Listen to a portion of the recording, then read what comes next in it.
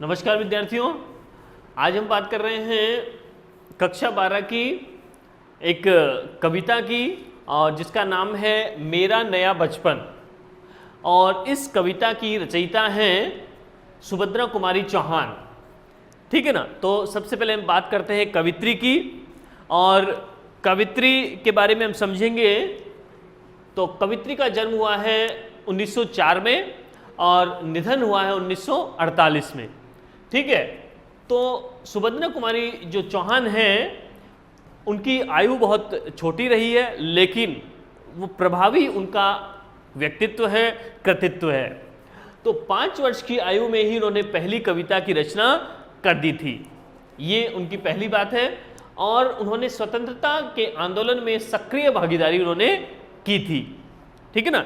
तो कविता के क्षेत्र में भी और राजनीति के क्षेत्र में भी उन्होंने महत्वपूर्ण भूमिका निभाई। और उनकी जो प्रसिद्ध जो कविता थी वो थी झांसी की रानी। झांसी की रानी उनकी प्रसिद्ध कविता थी, यानी बुंदेले हर बोलों के मुंह हमने सुनी कहानी थी, और खूब लड़ी मर्दानी वो तो झांसी वाली रानी थी। ठीक है। तो ये जो कविता है ये प्रसिद्ध कविता थी और इसको अंग्रेजों ने जब्त कर लिया था। लेकिन फिर भी ये जो कविता थी लोगों को मुख जुबानी याद हो गई थी, कंठस्थ हो गई थी। और उस कविता के कारण लोगों में जोश भर गया था, उत्साह हो गया था पैदा। और इस कविता के कारण सुभद्रा कुमारी चौहान को जेल भी जाना पड़ा था। ठीक है ना, अंग्रेजों से विद्रोह करने के कारण। ठीक है ना। तो इस प्रकार से उनकी जो कविताएं हैं वो जनमानस में जोश का संचार करती हैं, वीर रस का प्रभाव उत्पन्न करती है। तो अब बात करते हैं कविता के बारे में। तो कविता का नाम है मेरा नया बचपन। इस कविता में यहाँ पर जीवन की 2 अवस्थाओं के बारे में कहा गया, एक तो बाल्यावस्था और एक युवावस्था, और दोनों की तुलना की गई है कि कौन सी दशा अच्छी होगी। तो कवित्री कहती है कि ये जो बाल्यावस्था है, ये जो बचपन है ये सब मनुष्य के लिए मनुष्य के जीवन की सर्वश्रेष्ठ दशा है। ठीक है। और क्यों है इसके बारे में हम बात करेंगे, कौन कौन सी विशेषताएं यहाँ पर हैं। और कवित्री कहती है कि किसी भी मनुष्य का जो समय है जो बीत चुका है वो वापस लौटकर नहीं आता है, लेकिन कवित्री कहती है कि ये जो बचपन है जिसको मैं याद कर रही थी, जिसको मैं वापस पाना चाहती थी, और वो बचपन मेरे जीवन में वापस लौटकर भी आ गया है। किस रूप में आ गया है? मेरी पुत्री के रूप में। मेरे कवित्री कहती है कि मेरे परिवार में मैंने एक पुत्री को जन्म दिया है, और उस पुत्री के बचपन को देखकर मुझे मेरे बचपन की याद आ रही है। ठीक है ना। तो इस प्रकार से कवित्री अपने बचपन को वापस पा लेती है। किस रूप में? अपनी पुत्री के बचपन के रूप में। तो इस प्रकार कवित्री कहती है कि ये जो बचपन है वो मेरा नया बचपन आ गया है। ठीक है ना। मेरा बचपन तो बीत गया है, लेकिन पुत्री जब पैदा हुई है तो मेरे जीवन में नया बचपन आ गया है। ठीक है। तो यहां हम बात करते हैं कविता के बारे में, समझिए। तो कवित्री क्या कहती है कि बार बार आती है मुझको मधुर याद बचपन तेरी, और गया ले गया तू जीवन की सबसे मस्त खुशी मेरी। तो कवित्री क्या कह रही है कि बार बार हे बचपन मुझे तुम्हारी याद आती है। ठीक है ना। क्यों आती है? क्योंकि जब से तुम मेरे जीवन से चले गए हो, और तब से ये जो सबसे मस्त खुशियां थी, प्रसन्नता थी, वो सब भी चली गई है। ठीक है ना। तो हे बचपन, जब से तुम मेरे जीवन से गए हो, मेरे जीवन का सबसे मधुर समय भी तुम्हारे साथ ही चला गया है। अब क्या है? नीरसता ही बची हुई है। ठीक है ना। तो यहां पर लिखा हुआ है बार बार। तो बार बार शब्दों की आवृत्ति होने के कारण यहां पर हम लिखेंगे पुनरुक्ति प्रकाश अलंकार। ठीक है। और क्या कह रही कवित्री कौन कौन सी विशेषताएं बताई गई है बचपन के लिए? कि चिंता रहित खेलना, खाना, वह फिरना, निर्भय स्वच्छंद। कवित्री क्या कहती है? कि चिंता रहित होकर हम खेलते थे, खाते थे। खेलना और खाना, चिंता रहित होकर, चिंता रहित, ठीक है ना। किसी प्रकार की कोई जिम्मेदारी उस समय नहीं थी, हम केवल खेलते रहते थे और खाते रहते थे, यही काम हमारा होता था। हमको सोचना नहीं होता था कि हमको खेलने के लिए जो भी सामान हमारे पास है, खाने के लिए जो सामान है वो कहाँ से आएगा, किस प्रकार, तो वो हमें सोचने की आवश्यकता नहीं। हमें क्या करना है? केवल चिंता से मुक्त होकर, जिम्मेदारियों से मुक्त होकर हमें क्या करना है? उसको हमको केवल ग्रहण करते जाना है, ठीक है। और कवित्री क्या कह रही है? कि कैसे भूला जा सकता है वह, ये जो समय है उसको किस प्रकार से भूला जा सकता है, ठीक है। कवित्री क्या कर रही है? कि चिंता रहित खेलना, खाना, वह फिरना, निर्भय स्वच्छंद, यानी निडर होकर जो स्वतंत्र रूप में हम घूमा करते थे, किसी प्रकार का हमारे ऊपर उत्तरदायित्व नहीं है, ठीक है, हमको कोई भी जिम्मेदारी का पालन नहीं करना था। तो इस प्रकार निडर होकर हम स्वतंत्र रूप से घूमा करते थे, विचरण किया करते थे। और कैसे भूला जा सकता है वो बचपन का अतुलित आनंद, अतुलित, ठीक है ना, या अनुपम भी कह सकते हैं, अनुपम, जिसकी तुलना नहीं की जा सकती है किसी भी सुख से, ठीक है ना। तो बचपन का अतुलित आनंद, ठीक है, ये जो परम आनंद की स्थिति है, उस आनंद को हम कैसे भूल सकते हैं? तो कवित्री क्या कर रही है? कि जब से बचपन तुम मेरे जीवन से चले गए हो, तब से जो प्रसन्नता वाला, मधुर प्रसन्नता वाला जो समय था वो भी बीत गया है। और उस समय हम क्या किया करते थे? चिंता रहित होकर खेलते थे, खाते थे, और जिम्मेदारियों से मुक्त होकर, निडर होकर हम स्वतंत्र ही विचरण करते थे। किसी प्रकार का कोई दबाव हमारे ऊपर नहीं था। और इस प्रकार के अनुपम आनंद को हम जीवन भर नहीं भुला सकते हैं। और क्या कहती हैं? कि ऊंच नीच का ज्ञान नहीं था, ठीक है ना। हम क्या थे? अस्पृश्यता, अस्पृश्यता को अपनाते थे, ठीक है। अस्पृश्यता या भेदभाव हमारे मन में किसी प्रकार का नहीं था, क्योंकि बच्चे क्या करते हैं? वो भेदभाव को भुला देते हैं, धर्म, जाति और रंग वगैरह का वो भेदभाव नहीं करते हैं, ठीक है। तो कवित्री कहती है कि अस्पृश्यता का भाव हमारे मन में था, ऊंच नीच का भेदभाव हम नहीं करते थे, और छुआछूत या अस्पृश्यता से हम रहित थे। अस्पृश्यता, ठीक है, अस्पृश्यता को अपनाते थे, ठीक है। और बनी हुई थी वहां झोंपड़ी और चीथड़ों में रानी। और हम क्या करते थे?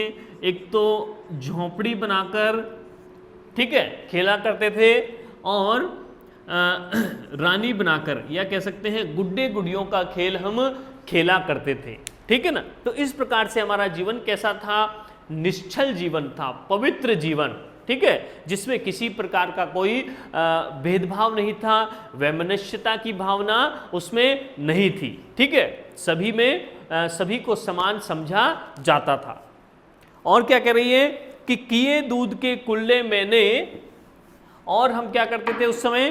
दूध के कुल्ले हम करते थे उस समय, ठीक है, हम दूध पीते थे। दूध के कुल्ले करने का मतलब है अत्यधिक दूध का सेवन हम करते थे, और दूध को पीने से ज़्यादा हम उसको क्या करते थे?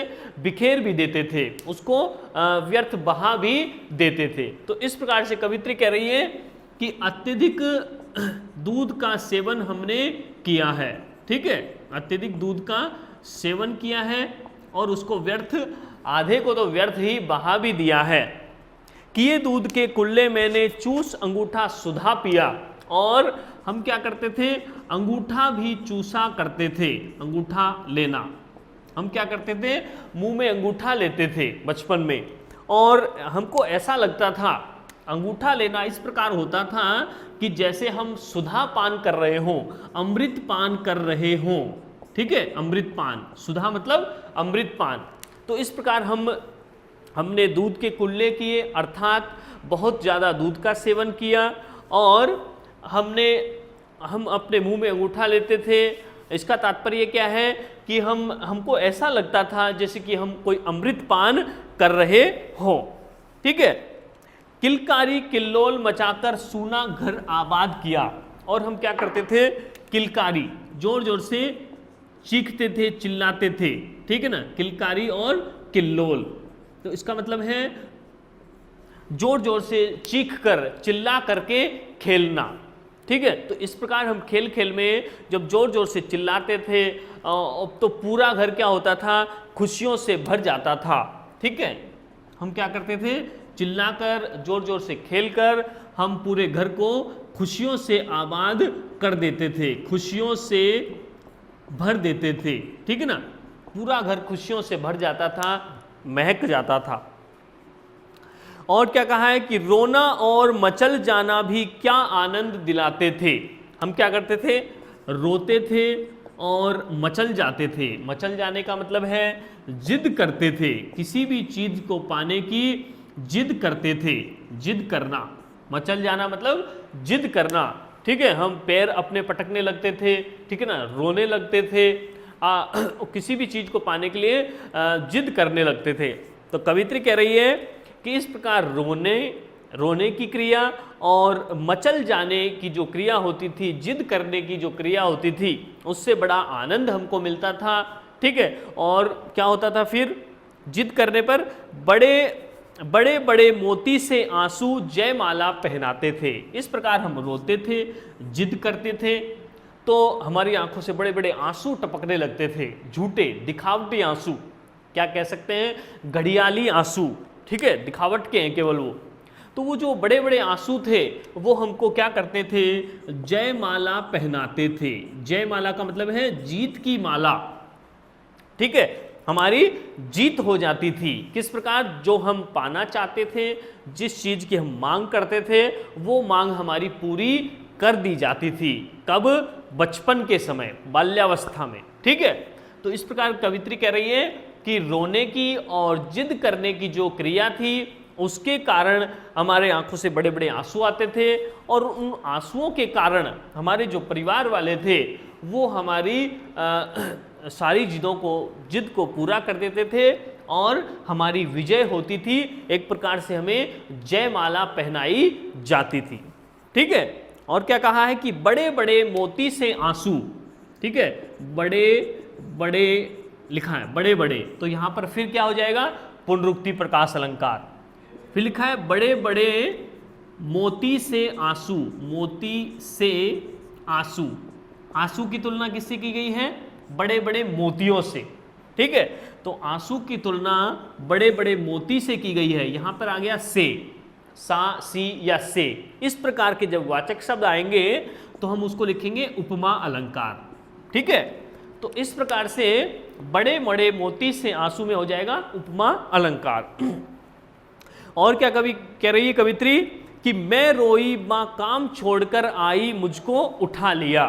कवित्री कह रही है कि जहां भी हम खेला करते थे, घर वाले हमारा ध्यान रखते थे, ठीक है ना, हमारा बहुत परवाह करते थे, ख्याल रखते थे, और जब भी मैं रोती थी, थोड़ा सा भी रोने की आवाज़ सुनाई देती थी मेरी माताजी को, तो मेरी माँ किसी भी जरूरी काम को छोड़ करके मेरे पास वो आ जाती थी और मुझे उठा लेती थी। कोई मुझे चोट तो नहीं लगी है, इतनी परवाह वो करती थी। माता भी हो सकती है या पिताजी भी।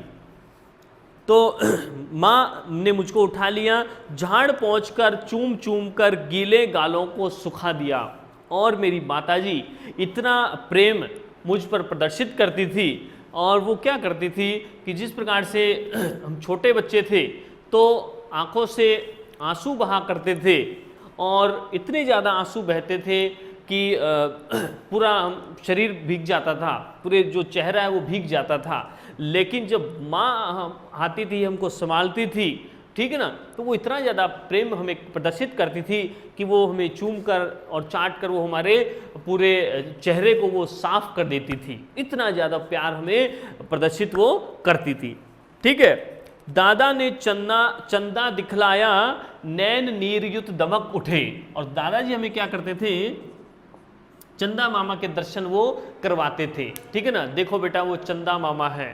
ठीक है, और तो हमें क्या होता था, नैन नीरयुत दमक उठे। जब हम रोने लगते थे तो दादाजी हमें प्रेम प्रदर्शित करते थे, तो हमें क्या होता था, नैन नीरयुत दमक उठने लगते थे। ठीक है, दमक उठे। तो कवित्री कह रही है कि जब दादाजी हमें चंदा दिखलाते थे, चांद दिखलाते थे, तो हम उसको देख करके क्या होता था, जो नीर से युक्त या कह सकते हैं आंसुओं से युक्त जो नैन थे यानी आंखें थी, आंसुओं से युक्त जो आंखें थी वो भी क्या होने लगती थी, दमकने लगती थी या चमकने लगती थी, या कह सकते हैं कि प्रसन्न हो जाती थी।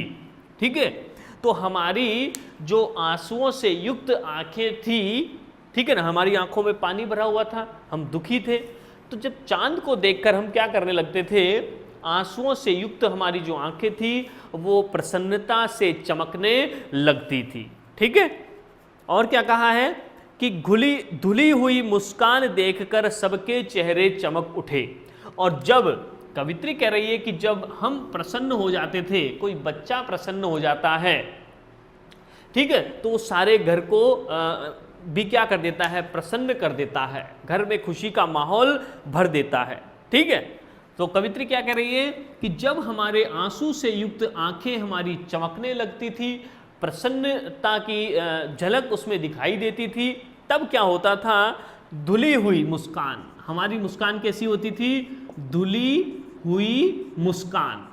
धुली मुस्कान का मतलब क्या है, स्वच्छ मुस्कान। मुस्कान कोई धुली भी नहीं है पानी से, बल्कि वो क्या हो जाएगी, निश्चल, उसमें कोई किसी प्रकार का छल नहीं है, निश्चल और स्वच्छ।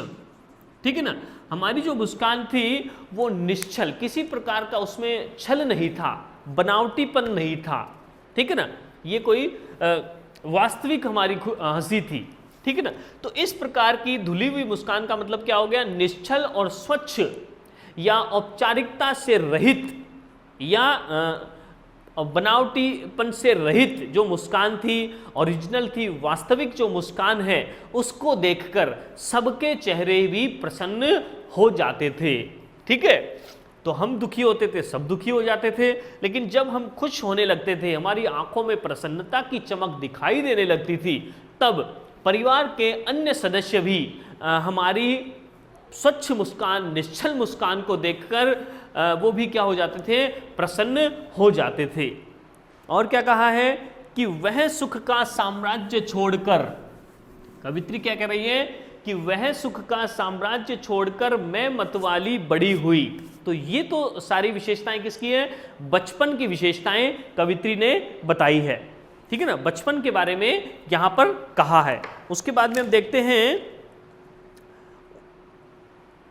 उसके बाद में कवित्री ने बताया है कि बड़े होने के बाद क्या हुआ। तो समझिए, कवित्री कह रही है कि वह सुख का साम्राज्य छोड़कर मैं मतवाली बड़ी हुई। ये सुख का साम्राज्य किसे कहा गया है, बचपन को, सुख का साम्राज्य, जहां पर चारों तरफ सुख ही सुख फैला हुआ था, ऐसा साम्राज्य, ऐसा राज्य जहां पर चारों तरफ सुख था, प्रसन्नता थी, खुशहाली थी, वो साम्राज्य में छोड़कर अब थोड़ी उससे ऊपर आ गई हूं, बड़ी हो गई हूं, और अब ये हो गई है कौन सी, युवावस्था। युवावस्था में क्या परिवर्तन आते हैं, समझिए कि लुटी हुई कुछ ठगी हुई सी दौर द्वार पर खड़ी हुई।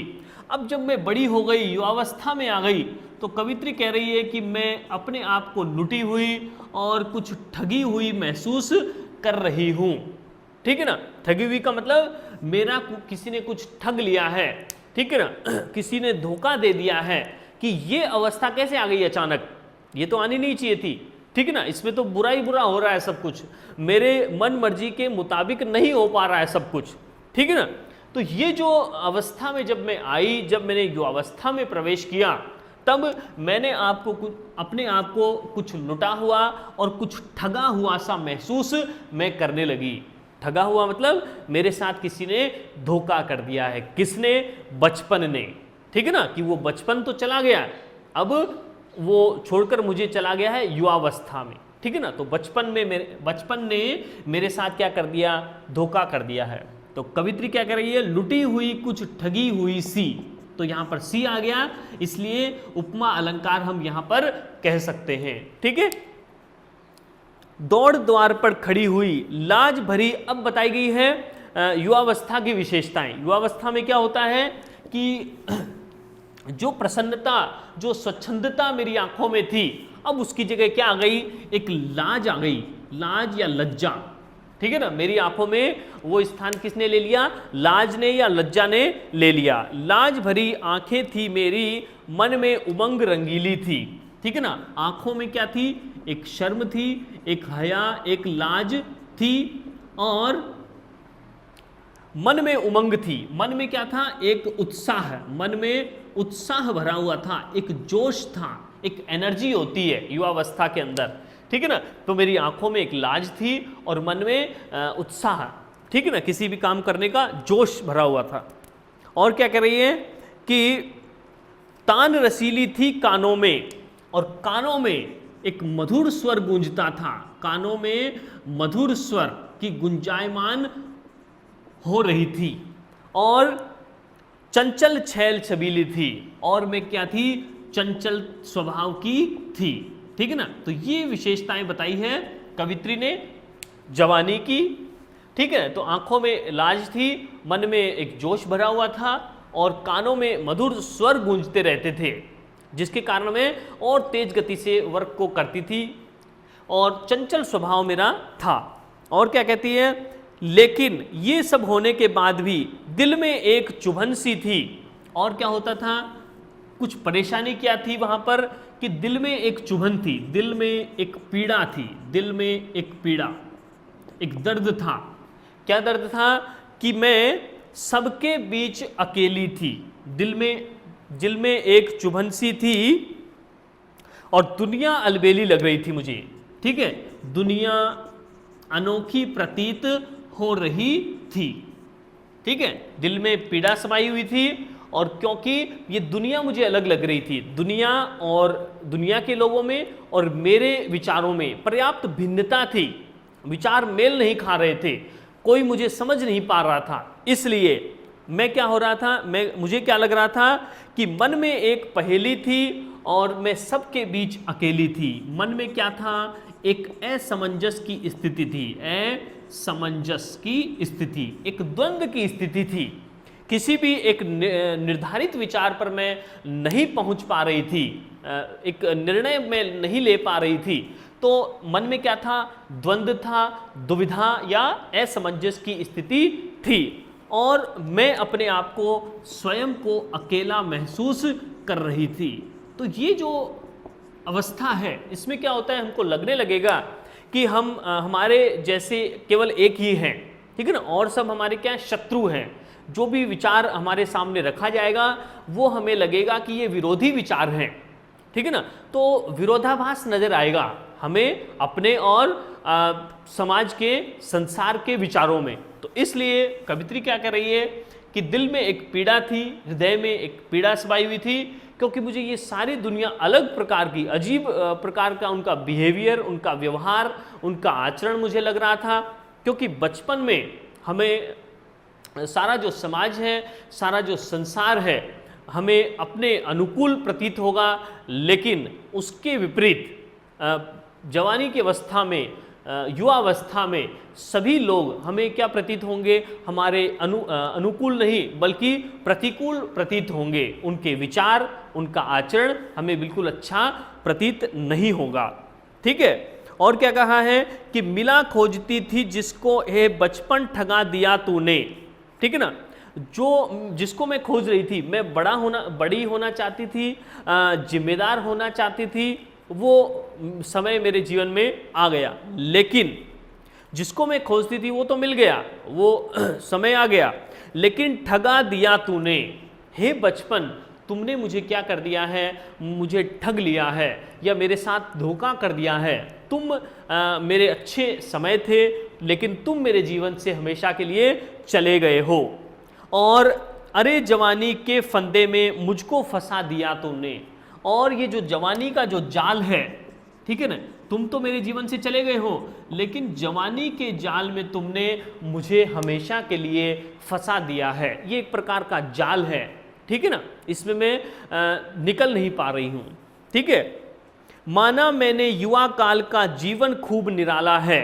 और कवित्री कह रही है कि ये जो युवावस्था का जो समय है, ये अनोखा समय है। युवावस्था क्या है? अनोखा काल। युवावस्था क्या है? एक प्रकार से अनोखा काल है। इसको सहज रूप में समझा नहीं जा सकता है। तो ये जीवन बहुत निराला है। क्यों है? क्योंकि यहाँ पर इस समय में क्या होता है, आकांक्षाएं होती है हमारे मन में, जिसको हम पूरा करने की कोशिश करते हैं। आकांक्षा मतलब एक्सपेक्टेशन या उम्मीद होती है हमारे जीवन में कि हम ये कुछ कर पाएंगे, ठीक है ना, इच्छाएं होती है हमारी, ठीक है ना। तो इन आकांक्षाओं को हम किसके बल पर करते हैं? पुरुषार्थ के बल पर। अपना जो परिश्रम है, अपना जो कर्तव्य है, उसके बल पर हम अपने पराक्रम के बल पर इन आकांक्षाओं को पूरा करते हैं। और ज्ञान का उदय, ठीक है ना, ये ज्ञान, इन तीनों चीजों का क्या होता है? उदय होता है इस समय में। आकांक्षाएं होती है हमारे मन में, बहुत सी इच्छाएं होती हैं, और पुरुषार्थ का मतलब बहुत सा जोश हमारे अंदर भरा रहता है, और ज्ञान भी हमको नया नया सीखने को मिलता है। अलग प्रकार के एक्सपीरियंसेस, अलग प्रकार के अनुभव हमको देखने को, अनुभव करने को मिलते हैं। तो इस प्रकार से हम कह सकते हैं कि युवावस्था क्या है? एक अनोखा काल है। उसमें बहुत सी ऐसी अलग प्रकार की चीज़ें होती हैं जो हमने पहले कभी अनुभव नहीं की होती है।